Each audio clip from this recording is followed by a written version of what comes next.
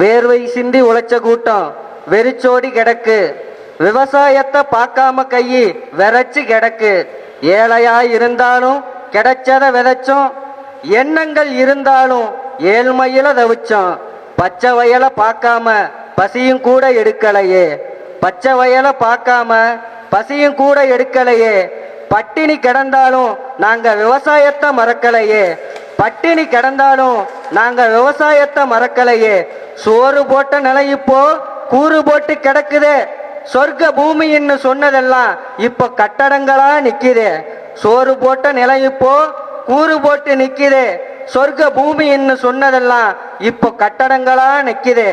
உழவன நினைக்காம உணவையெல்லாம் இறைச்சோம், உழவன நினைக்காம உணவையெல்லாம் இறைச்சோம். உணவு இல்லாதப்போ உழவன நினைச்சோம், இப்போ உணவு இல்லாதப்போ உழவன நினைச்சோம். இந்த நிலை மாறவே கொட்டட்டும் கொட்டட்டும் தமிழ் முரசு, நாளை அமையட்டும் அமையட்டும் சீமான் அரசு என்று சொல்லி நன்றி பாராட்டி விடைபெறுகிறேன். போர்வாள் வீசிய இந்த சோழ மண்டலத்தில் சொல்வாள் வீசிய எனது அன்பு சொந்தங்களுக்கு நன்றி கடந்த பாராட்டுகளை தெரிவித்துக் கொண்டு விடைபெறுகிறேன். நன்றி, வணக்கம். இலக்கு ஒன்றுதான், இனத்தின் விடுதலை.